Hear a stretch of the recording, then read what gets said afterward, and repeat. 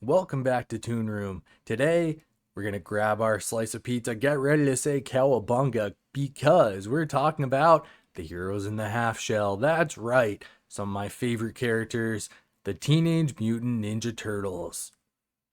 Ninja Turtles is one of my favorite franchises, and today we're talking about how parodies became icons. The Teenage Mutant Ninja Turtles, otherwise known as TMNT, started as a parody, but through a combination of unique storytelling, memorable characters, and cultural timing, they transformed into one of the most iconic franchises in pop culture history.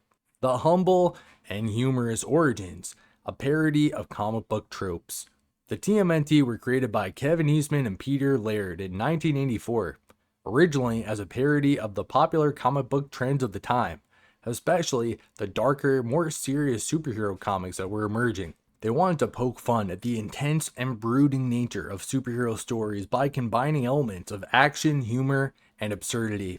As a joke, they drew a realistic turtle with a bandana on and a nunchuck, and it was kind of a oxymoron. It's a funny visual image because turtles think them to be slow, they don't really do much, and ninjas being quick and agile and great fighters. Visually speaking, really cool characters. Personally, my favorite design of the Ninja Turtles comes from the original 80s cartoon. They're just really fun and colorful, fun to look at, and as a little kid watching them, you really love dinosaurs, lizards, turtles, reptiles, creatures like that. And of course, little boys also like ninjas, warriors, Power Rangers, characters like that. So being able to combine reptile slash dinosaur type creatures and ninjas is just such a cool idea.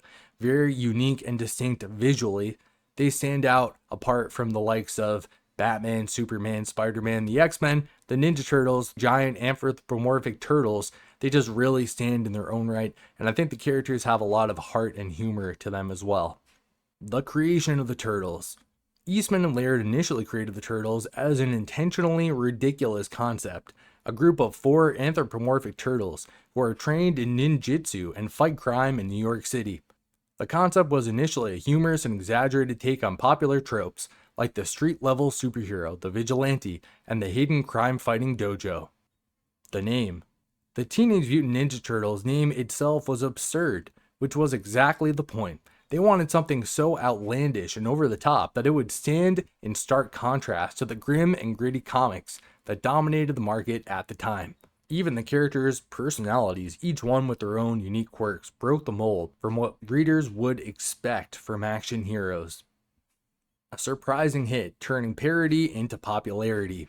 Despite their origins as a joke, the first Teenage Mutant Ninja Turtles comic book, published by Mirage Studios in 1984, became a surprising success. Fun fact, they picked the name Mirage Studios because they were operating out of their apartment where the two guys were living.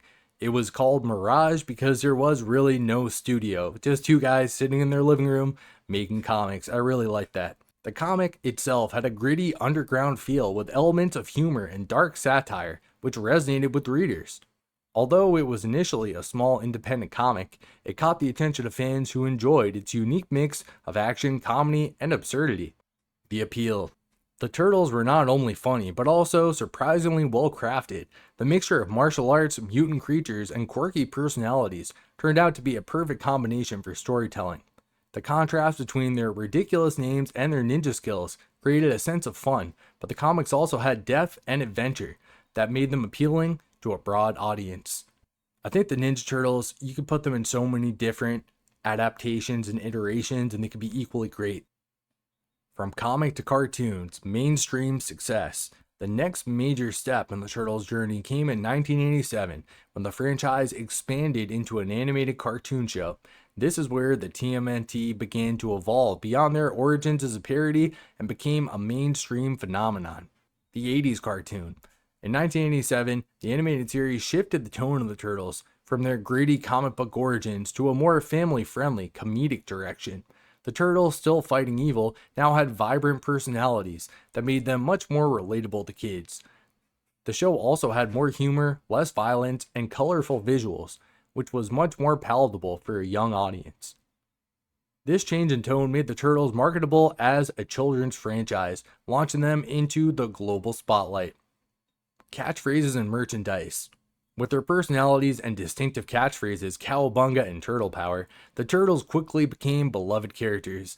The 1987 cartoon opened the door to an avalanche of toys, action figures, video games, comic books, and even a movie franchise. TMNT went from a niche comic book to a worldwide sensation. I gotta say, the 90s movies with the Jim Henson puppets definitely hold a special place in my heart.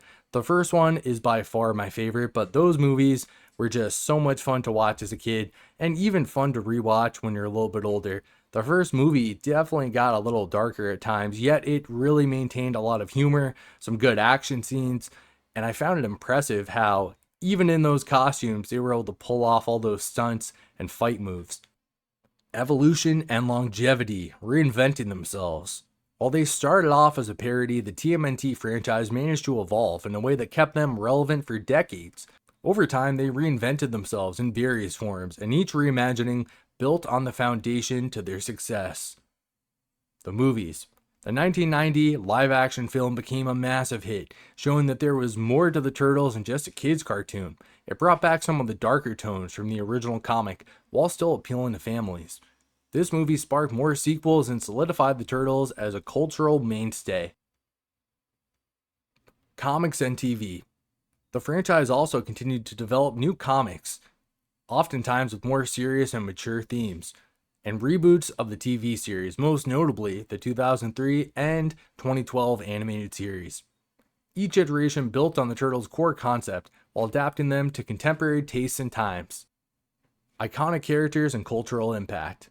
The Turtles' individual personalities made them relatable and memorable. Leonardo, the disciplined leader, Donatello, the brilliant techie, Raphael, the hothead, and Michelangelo, the fun-loving goofball, or as I like to call him, the party dude. Each of these characters became iconic in their own right, representing various aspects of youthful rebellion and teamwork.